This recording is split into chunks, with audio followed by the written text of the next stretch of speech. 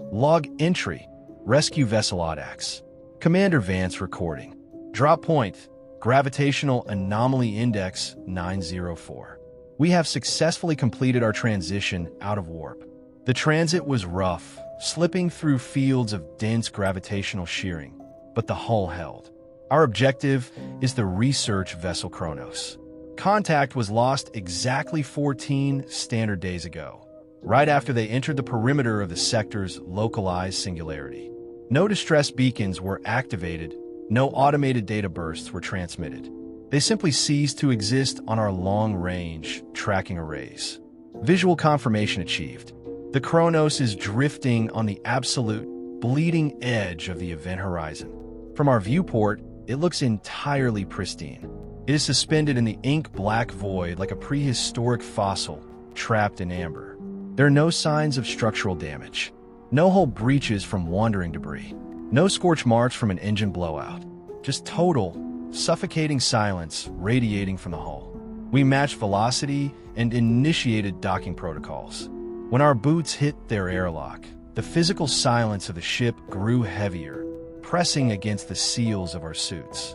The environmental systems are operational, but the air inside is freezing. It is completely stagnant, devoid of the normal thrum of ventilation.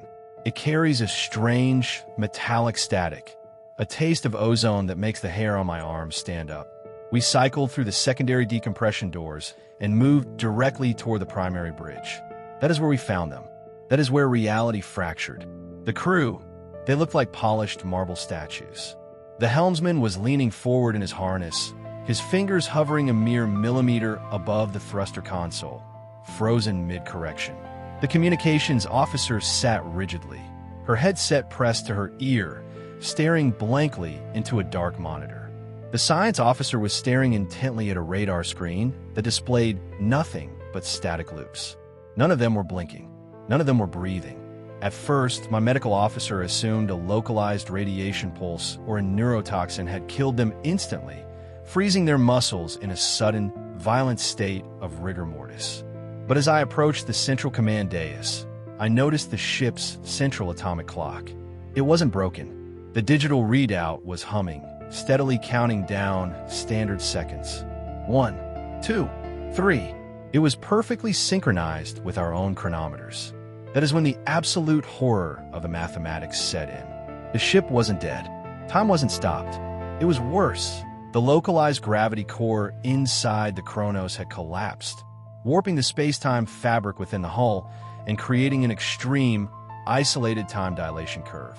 To my crew, standing in the doorway, the physical bodies of the research team are moving at a microscopic fraction of a millimeter per century. They are physically locked in place by the unimaginable mass of a dying universe. The external world has slowed down to an absolute crawl for them. But human neural synapses do not care about gravitational mass.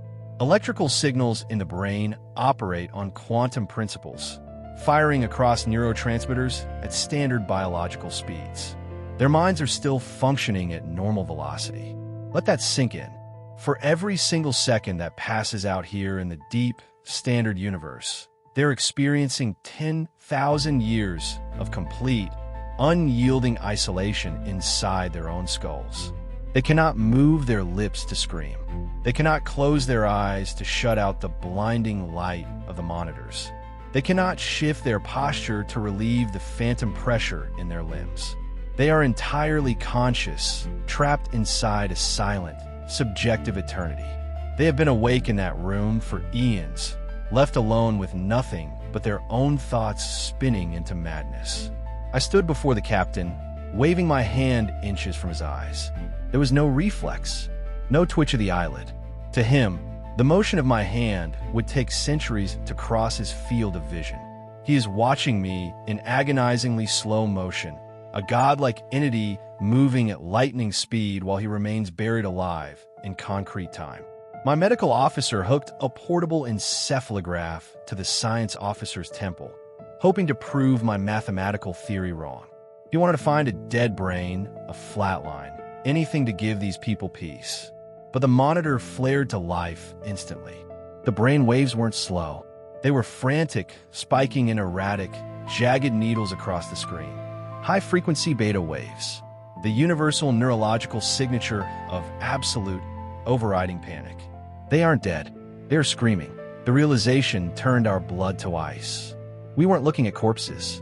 We were looking at a prison of pure mathematics. Every single person on the bridge was trapped in a hyper-accelerated nightmare, processing millions of thoughts, experiencing lifetimes of isolation, while their physical lips couldn't even part to draw breath. Then, the ship's proximity sensors began to wail.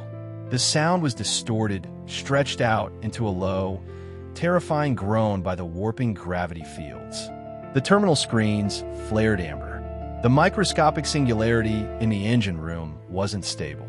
The gravity well was expanding, stretching its temporal field outward, reaching for our docking clamps. If we stayed another 5 minutes, the time dilation boundary would swallow our ship. We would be caught in the same calculation error. To the rescue team back at headquarters, we would simply freeze in place, becoming another set of silent statues hovering over the void. My crew scrambled backward, disconnecting the medical gear. We ran through the stagnant, freezing air of the corridors, our heavy breathing echoing inside our helmets. I stopped at the airlock threshold and cast one final look back at the bridge. In the dim, flashing emergency lights, I looked at the captain's frozen face. In the corner of his unblinking eye, a single tear was forming. It was completely stationary. It will take a millennium of our time for that tear to trace a path down his cheek. We detached the docking clamps and fired the thrusters at maximum payload, tearing ourselves away from the Kronos. As we slipped back into the safe velocity of standard space, the research ship grew smaller in our rear viewports, a tiny speck of silver hovering on the edge of the absolute dark. We left them there. We had to. There is no rescue mission possible for a crew trapped in eternity. As I write this final log, I cannot shake the static from my mind. They're still awake. They will be awake long after our sun goes cold. Transmission ends,